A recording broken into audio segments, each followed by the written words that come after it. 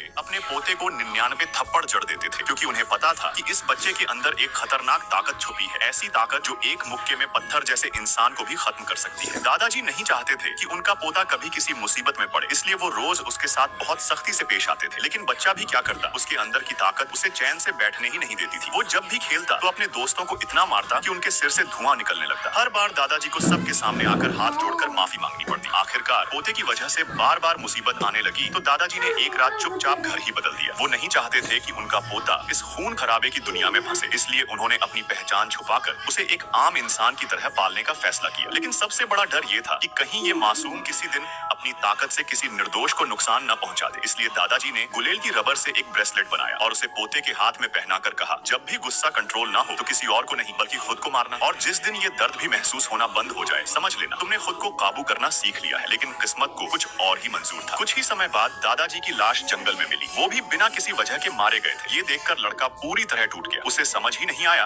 कि जो इंसान पूरी जिंदगी सबके साथ अच्छे से रहा और उसका कोई दुश्मन भी नहीं था, फिर उसे किसने मारा। लेकिन उसने दादाजी की बात याद रखी और हर हाल में खुद को काबू में रखा। इस तरह वो लड़का 18 साल तक अपनी पहचान छुपाकर जीता रहा। यहाँ तक कि अगर कोई उसके सिर पर चढ़कर भी उसे बेइज्जत करता तो भी वो पलटकर जवाब नहीं देता था। एक दिन जब वो अपने गुस्से को दबा नहीं पाया तो उसने गुस्से में गेंद को इतना दूर फेंका कि देखने वाला डर के मारे कांप गया। रात को वो बिस्तर पर लेटा सोचता रहा कि मैं हर दिन खुद को रोकता हूँ, फिर भी मेरी जिंदगी इतनी बेकार क्यों है। सोचते सोचते उसकी आंखों से आंसू बहने लगे। लेकिन मुसीबत यहीं खत्म नहीं हुई। अगले ही दिन जब वो पहाड़ पर शौच के लिए गया तो एक सफेद बालों वाला अजीब आदमी उसे घूरने लगा। मजबूर होकर लड़के ने अपनी ताकत का इस्तेमाल किया जो उसके दादा ने उसे सिखाई थी। लेकिन उस आदमी ने एक नजर में पहचान लिया, ये तो लोंगहू पर्वत की गोल्डन लाइट टेक्निक है जो कभी बाहर नहीं सिखाई जाती। उसने गुस्से में आकर लड़के के पूरे परिवार को गालियां देनी शुरू कर दी और फिर सीधे एक मुक्का मारकर उसे चट्टानों में गाड़ दिया। सबको लगा कि अब ये लड़का खत्म हो गया, लेकिन नहीं, वो बिना खरोंच के वापस खड़ा हो गया और इस बार उसने अपने अंदर की असली ताकत खोल दी। वो पूरी ताकत से उस आदमी पर टूट पड़ा, लेकिन फिर भी वो उसका कुछ नहीं बिगाड़ पाया। सिर्फ एक उंगली हिलाकर उस आदमी ने लड़के को जमीन पर गिरा दिया और उसे उठाकर बुरी तरह बेइज्जत करने लगा कि तेरे अंदर इतनी ही ताकत है, पता नहीं तेरे दादा ने ये ताकत कहां से चुराई, लेकिन मैं तुझे कभी भी इस पवित्र पहचान को बदनाम नहीं करने दूंगा। इतना कहकर उसने लड़के को जमीन पर पटक दिया और जैसे ही वो जाने लगा पीछे से आवाज आई, रुक जा। लड़का धीरे धीरे उठा और बोला, अब बहुत हो चुका, सालों से मैं खुद को रोक रहा हूँ, अपनी ताकत छुपा रहा हूँ, लेकिन अब और नहीं। इतना कहकर उसने अपने हाथ का ब्रेसलेट तोड़ दिया। अब वो पूरी तरह आजाद था और इस बार वो अपनी असली ताकत दिखाने वाला था।